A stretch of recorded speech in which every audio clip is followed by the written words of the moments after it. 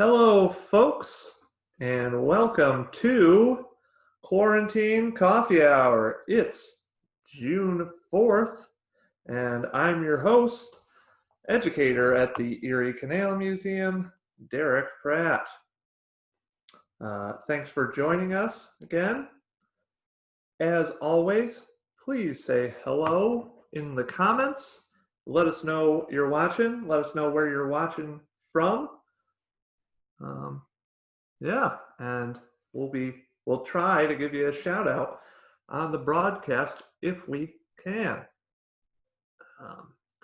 As always, also let us know if you're hearing and seeing us well, and all that.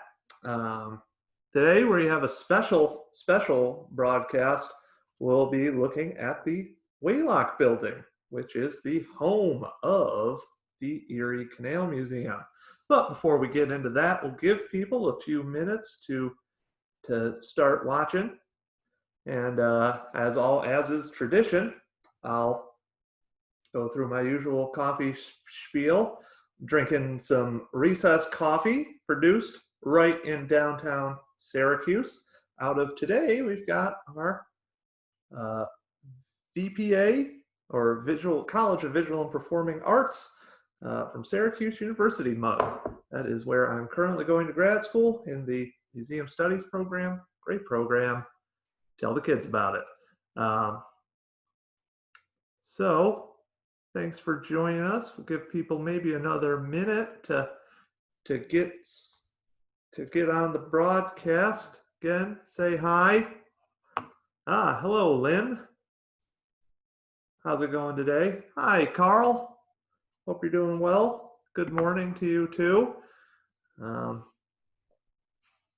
You can all see I'm wearing my Mets Hawaiian shirt today, so hopefully the Major League Baseball will start up again. Hi, Cindy. Hi, Carol. I'm sure you do love the shirt and the mug, since you bought them both for me for my birthday. But anyway, let's get started here, shall we? Hi, Dennis, out in Buffalo. Hi, Elena in Lockport. Nice. We're all over the canal. So we're going to, I think I may have finally discovered how to share a PowerPoint here properly via Facebook Live. And as I said, today we will be looking at the Weighlocks building. All right, 1 second here. Just gotta make sure this is viewable. So the Weighlocks building, there's no place like home. Shout out to my friends at the All Things Oz Museum, by the way, in my hometown of Chittenango, New York, home of L. Frank Baum, author of The Wizard of Oz. But anyway, enough about that. Let's talk about the Erie Canal Weighlocks building in Syracuse, New York. Okay, let's get started. Now, the home of the Erie Canal Museum is the Syracuse Weighlocks building, built in 1850.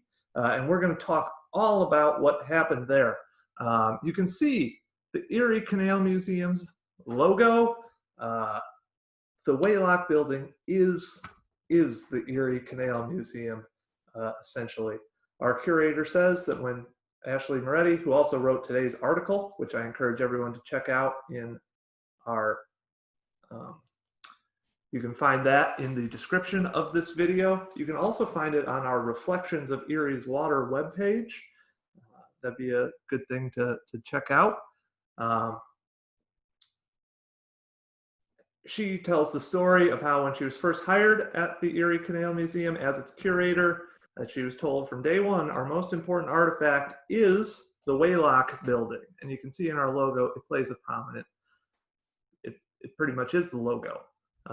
There's another picture of it in its heyday on the canal, though this may actually have been after, I think this picture may have been taken after it ceased its actual function of weighing boats. But to get to this building, we're going to have to look at the history of toll collecting on the Erie Canal. So you see, for the Erie Canal to operate and also be built, the state of New York had to collect tolls on all of the goods and cargo that moved up and down the canal. And Weighlocks buildings were essential for this. And pretty much from day one, people were collecting tolls. So let's look at the early history of toll collecting on the Erie Canal. So we'll look at the first, our Weighlocks building in downtown Syracuse is actually the fourth Weighlock to have been built in Syracuse. And as many of you might know, in 2020, we are celebrating the bicentennial of the Erie Canal coming through Syracuse. Navigation really began on April 20th, 1820, when the Montezuma came through. Check out our YouTube page to see our previous quarantine coffee hour about when the Montezuma came through.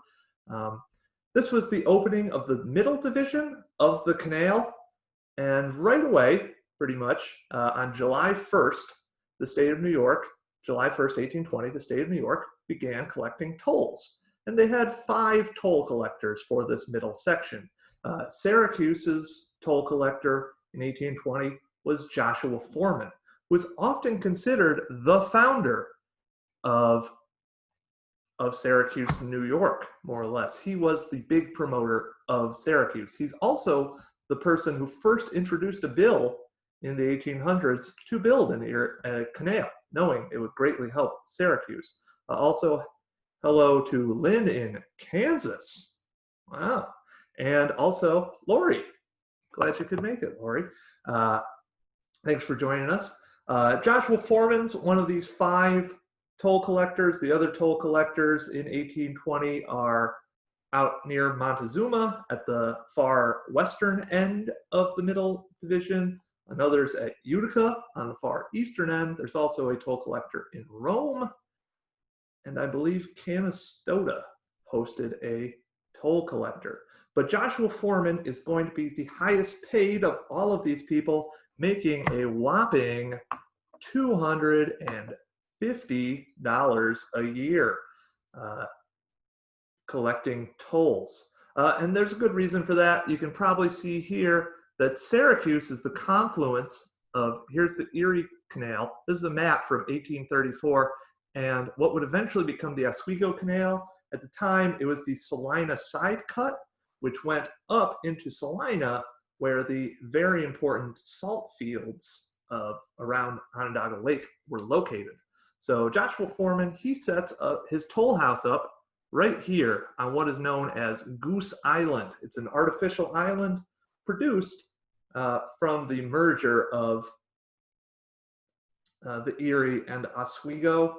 And the way Foreman collected tolls was not particularly advanced, if you will, though it is one of the most famous ways of measuring tolls on the canal. A lot of people still think that this is how canal boats were weighed throughout history, throughout the Erie's history, which was they would put metallic straps onto the front of your boat. That would mark, there would be the lowest strap would mark where your boat rode in the water when totally empty. And then there would be more showing, I don't exactly know how the straps worked, but they would go up and maybe it'd be like, this next strap you're carrying 10 tons of goods, then 20 tons, then 30 tons, if you will. You understand? This was a very contentious system and also was very easy to cheat. Because Erie Canal boats are so long, depending on where you positioned your cargo into the boat, like if you put it in the back end, the front's going to ride up, so it's going to look like your boat weighs less. So it was subject to a ton of fraud, this system, and in addition to that, even if you did have your boat accurately weighed, canalers were not always the nicest lot.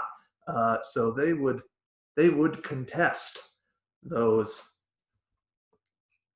judgments by the tollmaster. No one wants to pay more money than they owe. So this was not an efficient system. And before the canal was even completed, a new Weighlocks was built in 1824. Also, hello, Mark. This lock was built right here, right besides the Oswego Canal. To access it, there was a channel that went under the Foot Street Bridge. You may now know Foot Street as James Street in downtown Syracuse. Originally it was called Foot Street, but they named it James after one of the notable local citizens at the time. 1824, they built this hydrostatic lock, which does not work great. If you read descriptions of how the hydrostatic Weighlocks operated, we mentioned in the comments, Craig Williams wrote a great thesis on the subject of the Weighlocks when he was getting his master's. I've read it several times. I still don't fully understand the whole math involved in it. I'm a historian, so math, not exactly my strong suit. But essentially, you'd bring your boat into the chamber and they would drain away some or all of the water and determine how much water your boat displaced. Then they'd fill it back up, all other sorts of complicated stuff, and they would charge you for how much they determined it weighed because of the hydrostatic change. This, again, not very effective. It had its problems in measuring.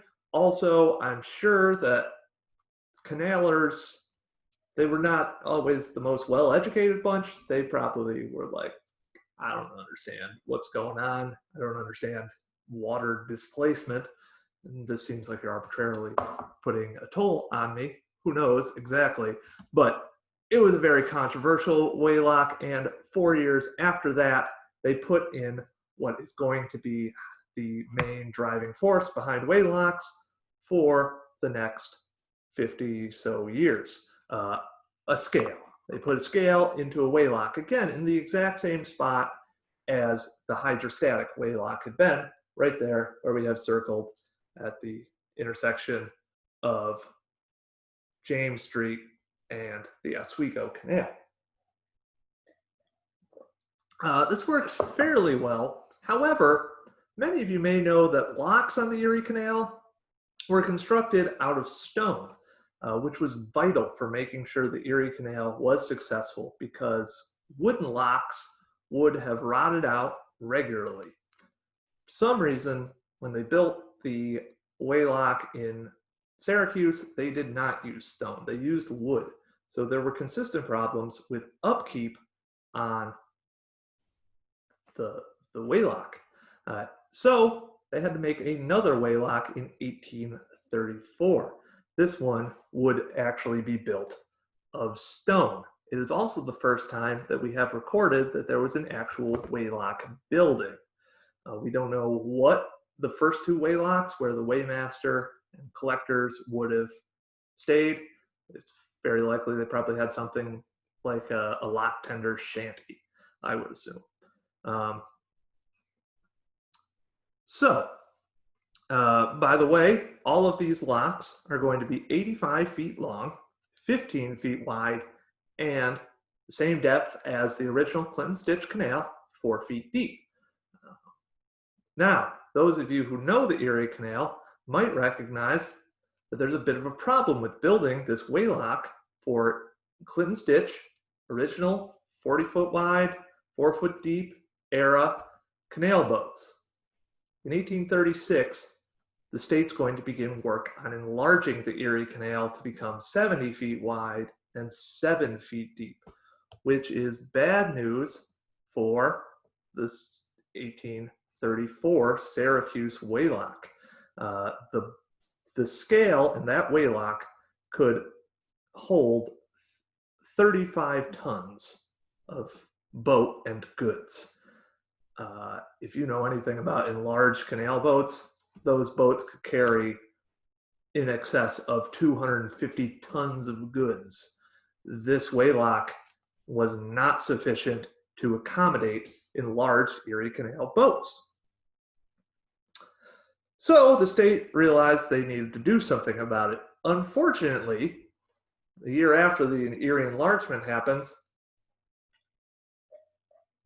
in 1837, the aptly named Panic of 1837 happens. And everyone goes practically, I believe 3 states go bankrupt. Pennsylvania, New York, they're all kind of close to going bankrupt as well because of this horrible financial panic. It's really depression, more or less. It's huge, and it wreaks havoc on all over the country.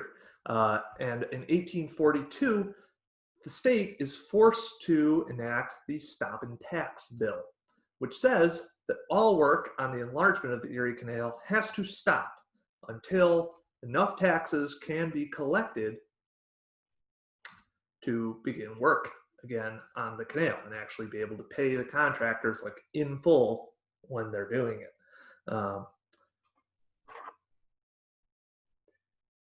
Which is why a new building is not created for a while. They know a great spot to, also another problem with this Weighlocks is you can see there's this channel that you have to go down and then get into. It makes it really inefficient to use these first 3 Weighlocks.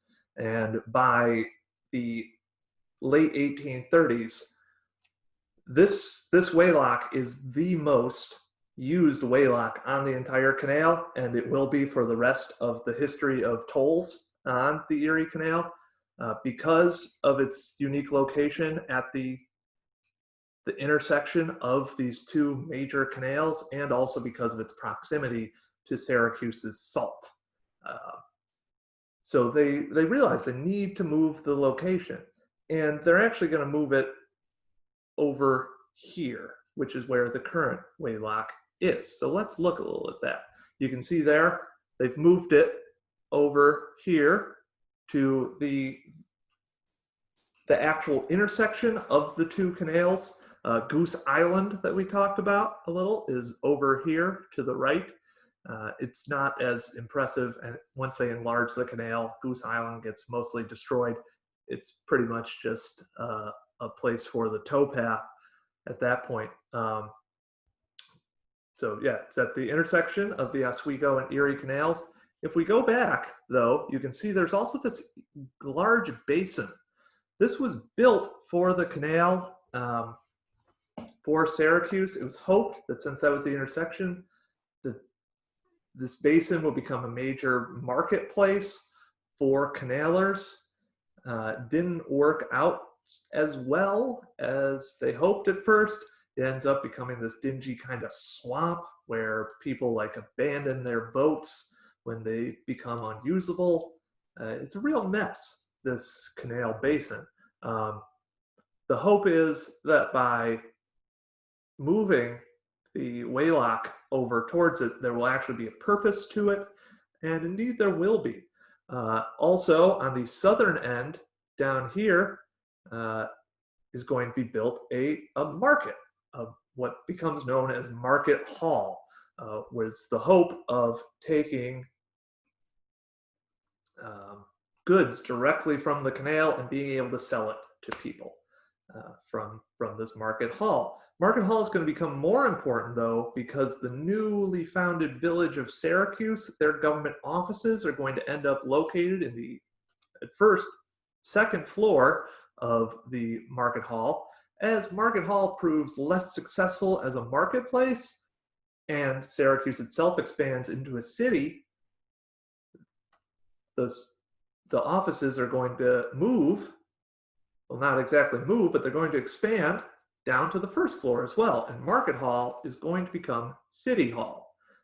In the 1890s, market hall is going to be torn down and is now the location of our beautiful city hall. It's hard to see the basin. It may have been filled up by the time that this picture was taken, but the basin would have essentially been right here. But let's talk a little about the other things that were at the present site of the Weighlocks building beforehand. The first business we know of that was built there was built in 1824. It was a grocer whose primary customer base was canalers. Presumably they wanted to buy their own canals, their own supplies for their boats a little farther from Clinton Square and the hustle and bustle of it, which was the main marketplace of Syracuse's Erie Canal. After the grocers is there, a number of other businesses set up shop in the area that will become the Weighlocks building and really the Erie Canal Museum. The Erie Canal Museum now extends a bit to the west, but included in that area were a storehouse, there was a foundry, a lumber yard, a carpenter shop, and perhaps the most interesting, I think, is there was a hat business operated out of where the Weighlocks building is. I'm not sure if they made hats, if they sold hats, but it was a hat business nonetheless. But anyway, eventually the state of New York gets its funds together and begins, or at least attempts to begin, construction on the Weighlocks, on a new Weighlocks in 1848.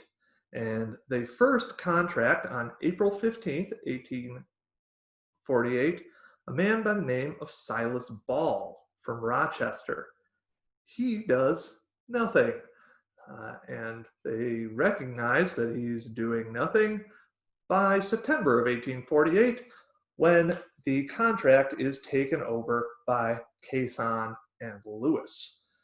And they are contracted to build a Weighlocks that is 110 feet long and 18 feet wide, which will be able to accommodate enlarged canal boats. Enlarged canal locks are 100 feet long, and the 18-foot width will also fully accommodate a canal boat from the enlarged era. The average canal boat at that time is about 94, 95 feet long, 17 and a half feet wide. So they'll all be able to fit into the Weighlocks building. Well, into the Weighlocks. The Weighlocks building, this part, is a totally separate thing.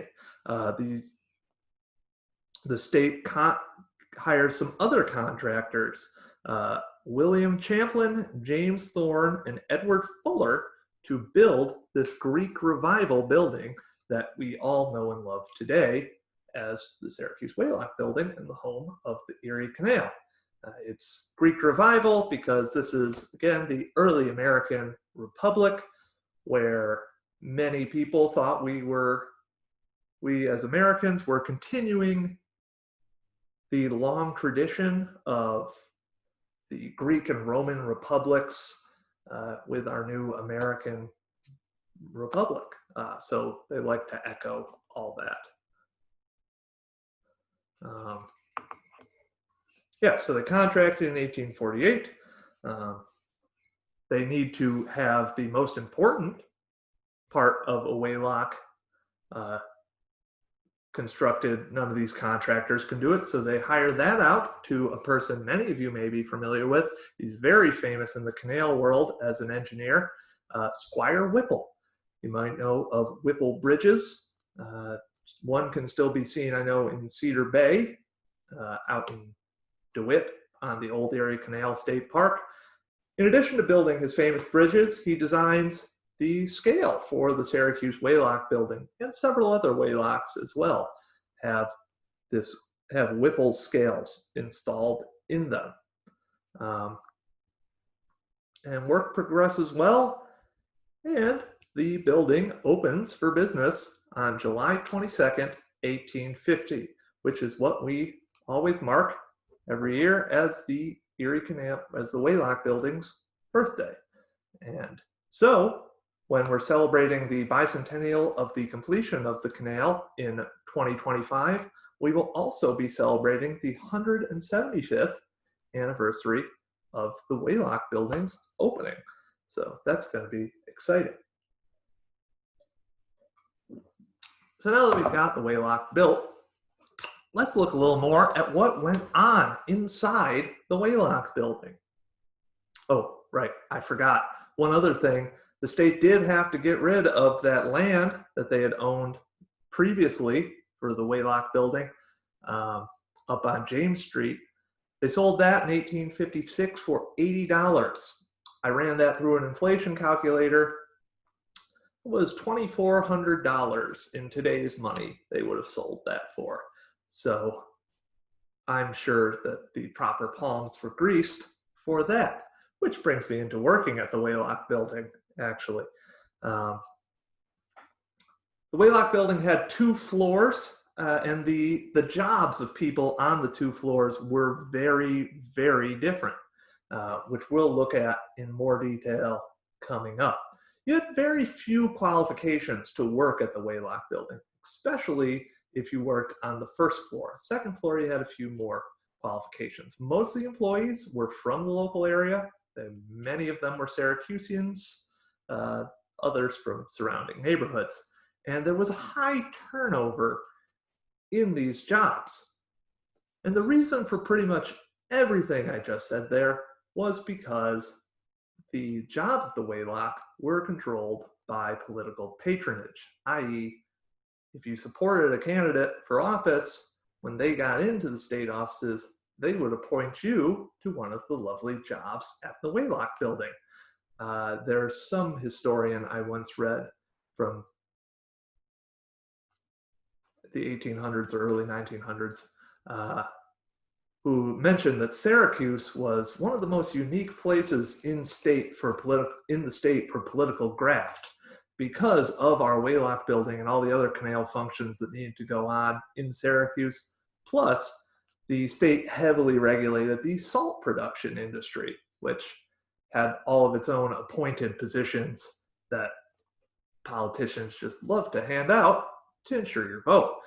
And I have here on the side, this is the first presidential election that the Syracuse Weighlocks building would have seen, again, with the Democrat Franklin Pierce defeating the Whig Winfield Scott.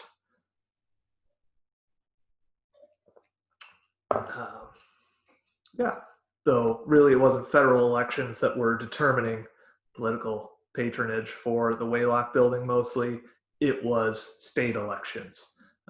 Really, the person who began that was the guy who really created the modern, well, the spoils system in American politics, the great Martin Van Buren of our state, who initially opposed the Erie Canal, but once it got going, he realized he could make a killing as a politician by handing out the innumerable canal jobs. But anyway, let's look at some of these jobs that politicians mostly like to hand out. We'll start on the 2nd floor. This is where the more high status people at the Weighlocks building would have worked. This is a photo from our archives of when renovations were being done on the 2nd floor in the early 1900s.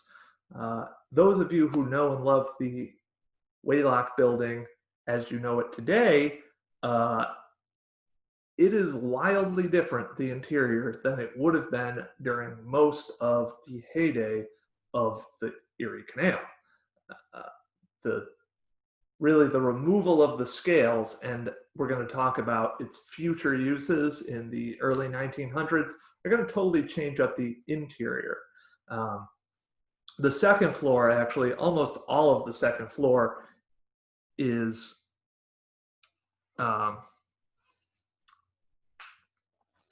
well, the middle section of the 2nd floor during the operation of the Erie Canal was taken up by the scales. So there was a lot less room up there. But let's look who did work in the offices that were on both sides of the scales. First, probably the most important person working there status-wise, was the canal commissioner. Those of you who are familiar with the beginnings of the Erie Canal know that in charge of the canal originally was this thing called the Canal Commission. By 1850, the Canal Commission had gone away. It had been replaced by a thing called the Canal Board.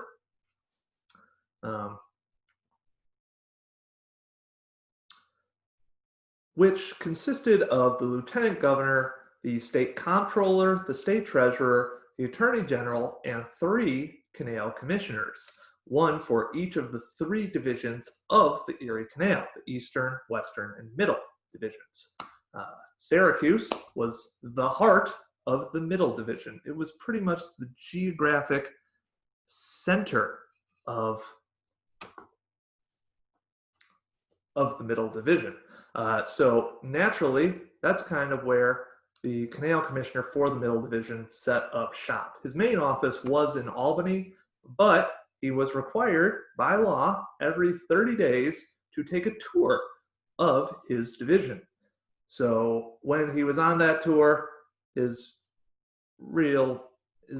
base was the Weighlocks building. And at some point, an office was constructed specifically for the canal commissioner. He also had an assistant who most likely spent a bit more time out on the middle division, probably was relaying important middle division stuff to all the other employees and everyone else along the middle division of the canal. The canal commissioner was appointed to a 3-year term. And really, he's a big-time political patronage guy, more or less. He's also hiring everybody on the canal, so the canal commissioners came and went all over the place. Probably the least tumultuous job you could have at the Weighlocks building was the job of engineer. Now, the state engineer, that's the engineer who's in charge of the State Department of Engineering. He sometimes set up shop in the Weighlocks building, in the engineer's office. He didn't have his own specific office, as far as I know, but he was required by law to inspect the entirety of the Erie Canal, well, the entire New York State canal system, once a year. This is an appointed position, of course, so that's the big political patronage job, though you did need an actual background in canal museums. I mean, not canal museums, in engineering, excuse me. Then there was the division engineer who was in charge of the middle division. His main offices were in the Weighlocks building, as well as the resident engineer. There are numerous resident engineers all along the canal. They were in charge of a very specific section of the canal, a few miles of the canal. And it was their job to make sure the locks were built correctly and everything, and make sure culverts were working, aqueducts were in good shape, and all that. And they also had several assistants. It's believed that the Weighlocks building had the most engineers in it just about when it opened in the 1850s. The state was on its final push to complete the 30-year-long enlargement of the canal. It's going to be completed in 1862, so you needed a lot of engineers who were planning how to build canal divisions and all that. I mean, not canal divisions, canal prisms, locks, aqueducts, culverts, you name it. The engineers had to do that. So they're going to be housed in the second floor, along with the final worker on the second floor, the superintendent of repairs, who worked very closely with the engineers. The superintendent of repairs, as his name implies, was in charge of repairing parts of the canal when things would happen to it. In 1861, for instance, the culvert that drained the Weighlocks collapsed. So the superintendent of repairs would have been in charge of that. Like the resident engineer, the canals chopped up into a lot of small pieces because the superintendent of repairs needed to be able to get to the area that needed repairs like immediately or as close to immediately as possible. So really his range, the superintendent of repairs that was based at the Weighlocks building, his range was about to Fayetteville, which is maybe 15 miles from Syracuse. And that's really everybody that works on the second floor. So let's get to the first floor, shall we? The superintendent of repairs, by the way, he's another political patronage guy. The engineers, you actually need engineering skill, and you need to know how to do engineering, which is, you can't just hire some random guy off the street. So they've got legitimate engineers there. Superintendent of repairs, you need some experience, but not a ton. You need to know how to fix a canal wall. Moving on, though, to the first floor, where we're going to get into fun lacks of qualification and everything, and high turnover. It's the first floor. This is where the actual canal, the Weighlocks, is operated. We can see a boat here in this picture going through the Syracuse Weighlocks. The way it worked would be just like a lock. You can drain all the water out of it, though, so the boat ends up resting on the scale.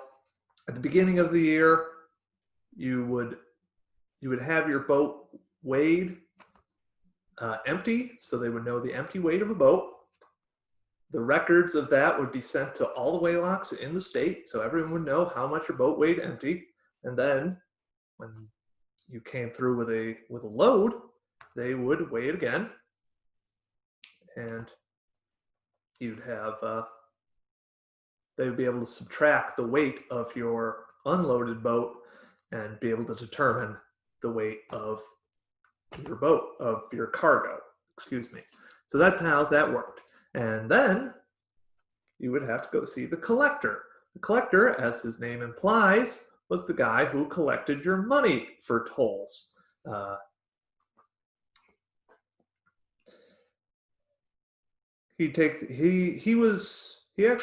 collector had a lot of interesting privileges assigned to him. Notably, he could put you under oath. So if you were lying about your cargo or anything, you could end up facing perjury charges and get a fine or something generally. He was required by law to deposit the tolls collected into a local bank regularly. He also had to make regular reports to the state offices in Albany. But interesting thing about the legal requirement to put money into local banks, that law was put in place to try to encourage the development of banks in upstate New York and try to help out the fledgling banking economy in New York State. So they figured, here we're going to have a ton of money. We need to put it somewhere. Let's try to encourage local banks to start to open. And that's a large reason why you will see in Hanover Square, which is right next to the museum, that's where there's a large concentration of Syracuse's earliest banks. Hanover Square is right between that and Clinton Square, which was, as I said before, the main marketplace for Syracuse. So Hanover Square is the perfect area to establish banks. Just a neat little way that the Weighlocks building kind of influenced the growth of our beloved Syracuse, New York. And the collector, since this is not really a job that requires much skill other than being able to say to a person, please give me some money in some fashion or another. This one sees a lot of political patronage, and you don't really need any prerequisites. We find that collectors, before becoming collectors, held jobs including liquor store owner, builder, which I assume is construction worker, a clerk, a railroad agent. Lots of newspapermen ended up working at the Weighlocks building. No doubt, they wrote glowing articles about winning candidates and were then installed in the Weighlocks building, as well as merchants. The clerks and merchants make the most sense for working this job. They know all about bookkeeping and stuff. But as you can see, people from all walks of life end up being collectors. A unique position on the first floor of the Weighlocks of the Syracuse Weighlocks is the boat inspector. Syracuse is the only Weighlocks of the 7 on the canal system at the time to have a boat inspector whose job it was to detect fraud. Generally, the job of boat inspection went to collectors, but because Syracuse had such a busy Weighlocks, they needed to divide the 2 jobs. And boat inspector, he had to detect fraud. A notable incident came when a boat captain tried to put some barrels of water or something into his boat at the beginning of the season when they were weighing empty boats to try to make his boat heavier so he wouldn't have to pay as much tolls. That was detected by the boat inspector, and he was charged a $20 fine for that. So not great. Again, this was a political patronage job. We find boat inspectors who previously owned music stores, and also grocery stores. Also, we've just got a few more shout outs I know to give. Got Deborah from West Seneca. I saw Vanessa from New Mexico. That's exciting. And also, Schoharie Crossings mentions that John B. Jervis's 120 John B. Jervis Library in Rome, New York's 125th anniversaries coming up. I will actually be doing some talks for that, I know, in celebration of it. John B. Jervis, of course, is a very famous engineer who got his start on the Erie Canal. He actually was the engineer really in charge of the Syracuse section in 1820 when it was completed. But anyway, back to the Weighlocks building. And thank you everyone for joining us again. We come to probably the most iconic job at the Weighlocks building, that of the weighmaster. The weighmaster is the guy who weighed the boats. He was the master of weighing, if you will. He ran the scales, read them, all that. He was assisted by several clerks as well. Again, this was a political patronage job. A noted, possibly one of the more famous weighmasters was a man named Benjamin Higgins, who before becoming weighmaster, and if you read the article, it talks a little about him. He was a daguerreotype artist before becoming weighmaster. A daguerreotype was what they had, that was an early form of photography. So he ran a photo studio, more or less, before becoming weighmaster, and afterwards he ends up becoming police chief of Syracuse, New York, at some point later in history.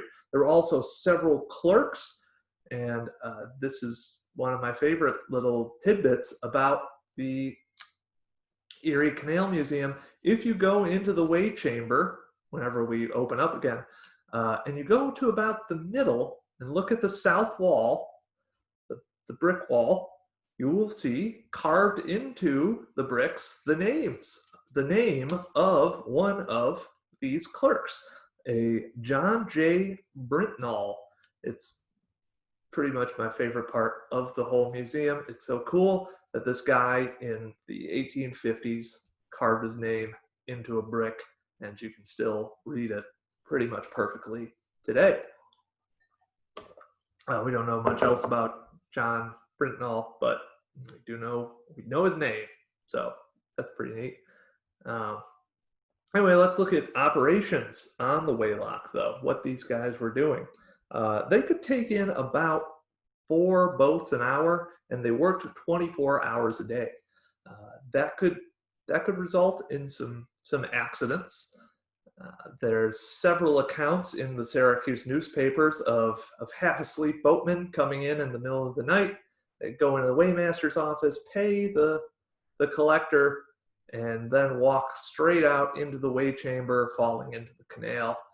There's other reports of various lines that were used to keep the boats in place, things happening with them, and employees and boatmen going into the weigh chamber, sometimes even getting sucked under the boats. As far as I know, though, no one died in any of these accidents in the weigh chamber. But it was a hectic place, even though you were taking in four boats an hour. It got especially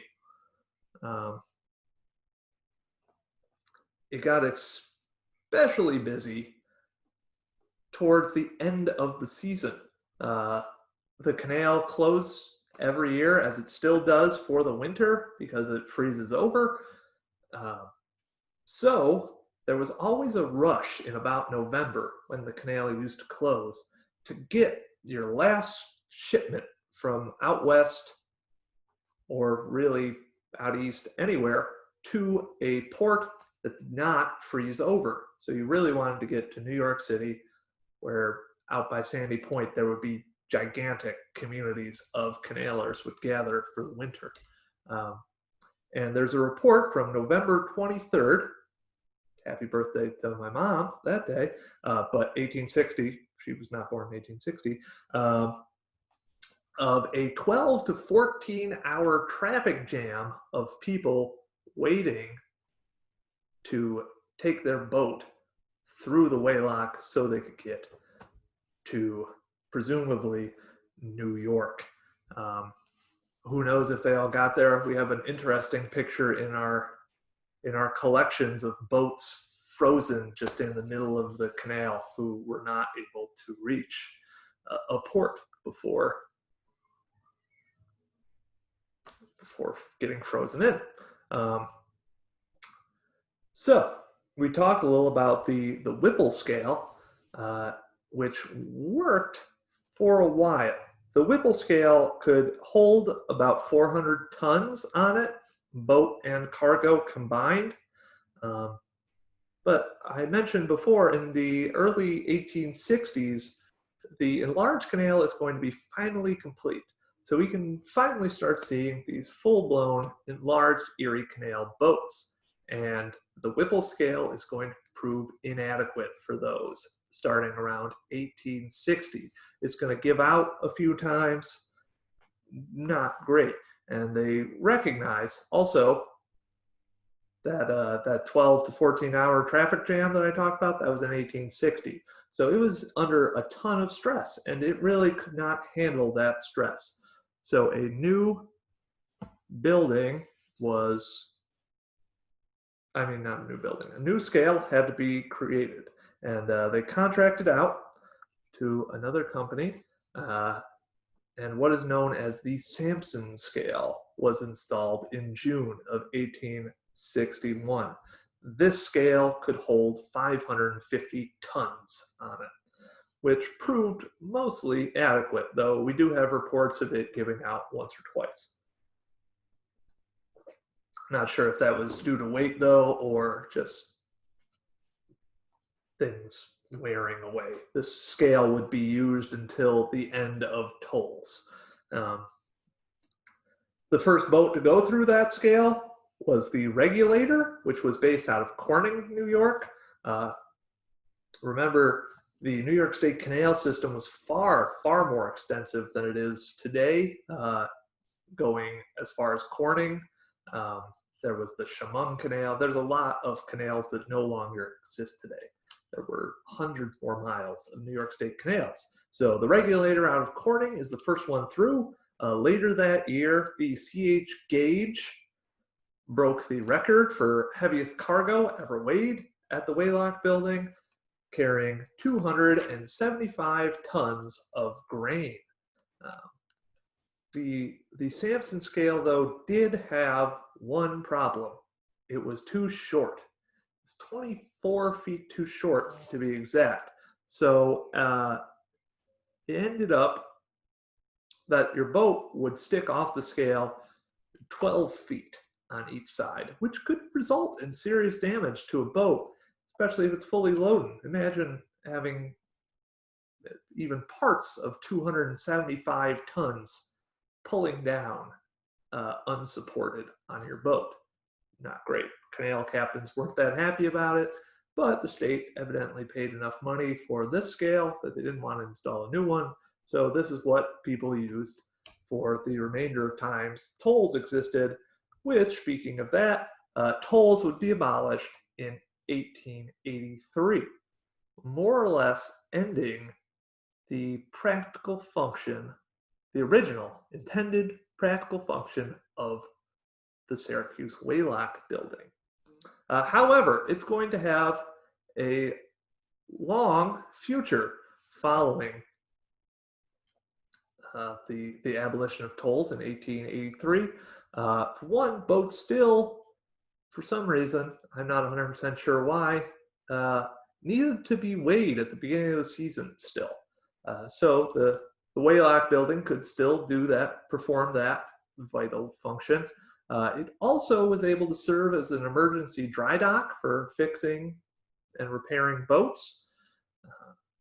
Shout out to my old museum, Chittenango Landing Canal Boat Museum, which has the only existing full-time dry dock at it.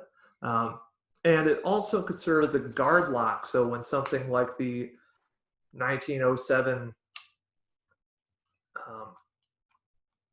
break of the canal near Onondaga Creek happened, you could, in an emergency, drain the canal. Also, you had to drain the canal every year.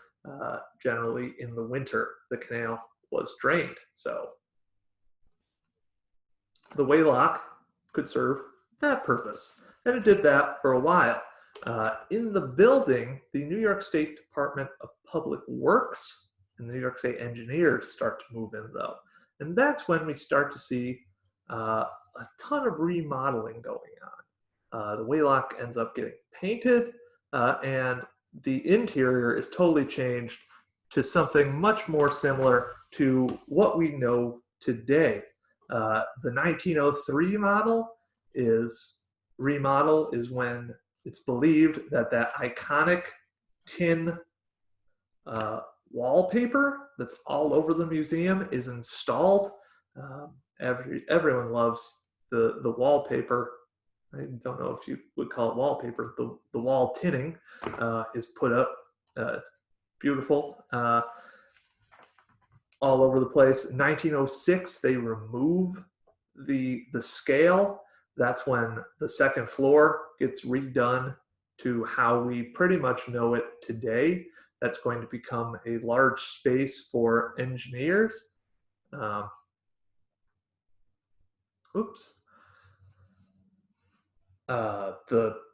area that we now know for the temporary exhibits that we often show, that gallery was the large drafting room for engineers. And if you go into the offices of the Erie Canal Museum staff, you can still see on the doors, there's things like State Department of Engineers and stuff.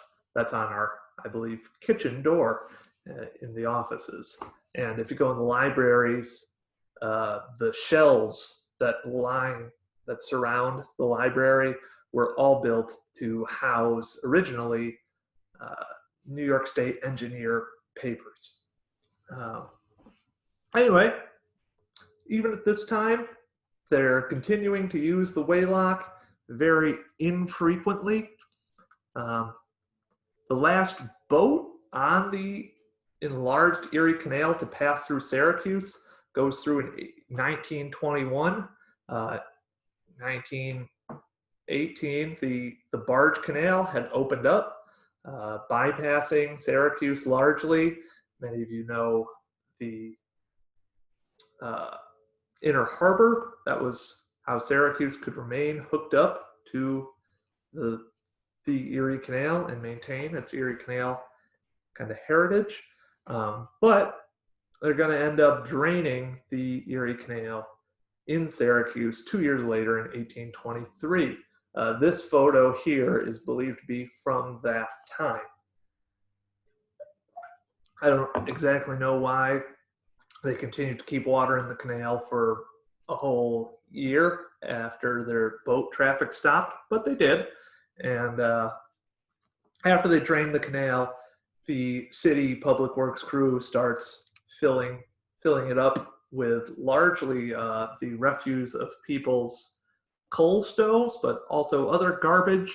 And it eventually gets turned into a large road, which many of you know today as Erie Boulevard.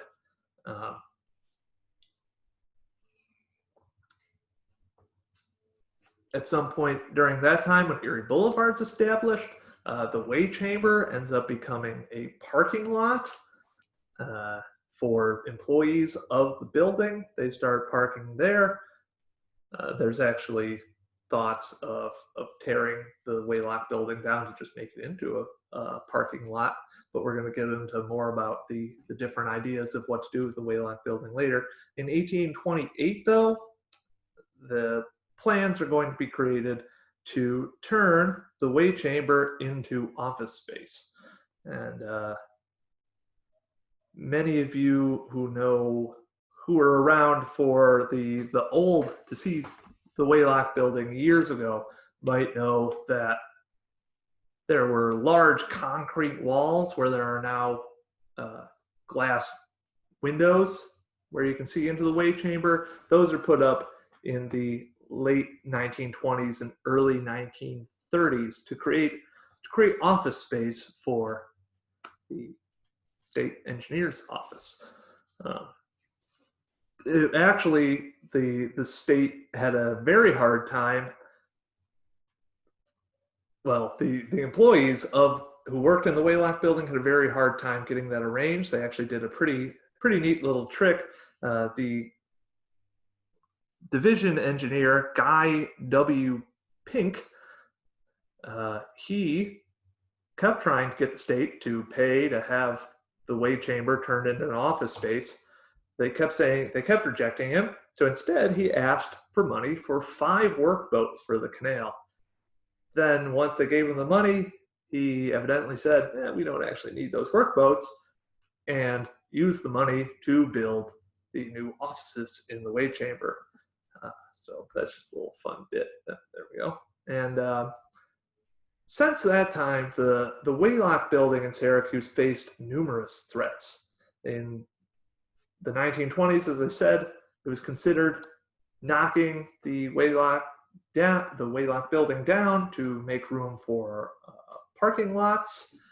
That luckily didn't happen. In the 1930s, an elevated railroad was being proposed through Syracuse, which the people funding, well, the plans for that were to put it directly through the Weighlocks building, more or less, which would have meant it would have had to be torn down. But really the biggest threat to ever happen to the Weighlocks building occurred in the 1950s when the interstate highway system was being built. Where the Weighlocks building and where City Hall was essentially going to be the intersection of I-690 and I-81. And in the 1950s, the state engineers also moved out of the building. So the Weighlocks building did not have the excuse it had for years of, well, where are you going to put all these state employees? The state employees now working, as they continue to, I believe, work in the state office building, which is right across Water Street from the Erie Canal Museum.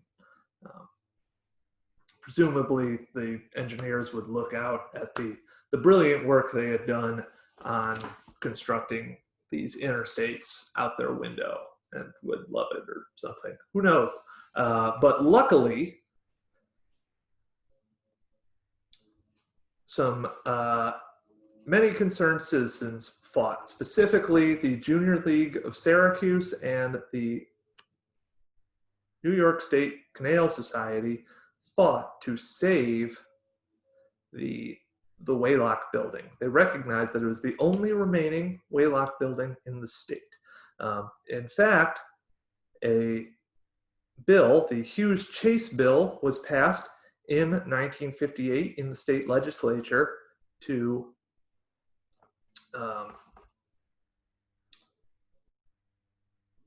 preserve the Weighlocks building, make it into a museum to interpret the history of the Erie Canal. Unfortunately, Governor Harriman, who incidentally would be one of the biggest challengers to John F. Kennedy in 1960 in the Democratic primaries that year, vetoed that bill. I have not found a reason why he actually did that ever, but he vetoed that bill. Luckily, that did not deter the people who were fighting for the Weighlocks building to be preserved. And in 1962, something is worked out between the state and Onondaga County, who purchases the building, establishing essentially the Erie Canal Museum, which officially opens October 25th, I believe it's 25th, 1962. And the rest, is history. They start founding the Erie Canal Museum, and they start doing great work. The county still technically owns the building. They do all the upkeep and maintenance on the building, do a great job of it. And now we have a museum that you can't go into at the moment. But they, thanks to the efforts of all these great community partners, we're now able to give you guys virtual coffee hours and whatnot. That is the history of the Syracuse Weighlocks building. Please, if you have any questions, type them into the comments. Also, I'd like to just note, it's fitting I'm wearing my Mets Hawaiian shirt today because, like the Erie Canal Museum, they were founded in 1962. Just put that together yesterday. But not seeing any questions coming across here. Well, thank you again, folks, for tuning in. Quick thing about our future quarantine coffee hour programs. For the rest of June, and possibly into July, we're going to be doing kind of a fun thing where we examine sort of the other canals of North America. Next week, we have Bill Merchant on from the D&H, Delaware and Hudson Canal, which went through the Catskills, pretty much. That's going to be a really interesting talk. It's about the less heard voices. So immigrants, African Americans, and women on the D&H Canal, which is a very fitting for this time in our nation's history. And the next week we'll have the Rideau Canal. We'll have some folks from the Bytown Museum in Ottawa talking about that Canadian canal, which was built almost at the same time as the Erie Canal. And then in the final week of June, we will have on people from the New Jersey Canal Society to talk about New Jersey's canals, specifically the Morris Canal, which was an inclined plane canal. And Nancy asked, when will we be opening? Unfortunately, I can't tell you an exact date. We're a phase 4 museum, organization in the state's reopening plan. So hopefully late June or early July. And well, if there's no more questions, thank you for joining us.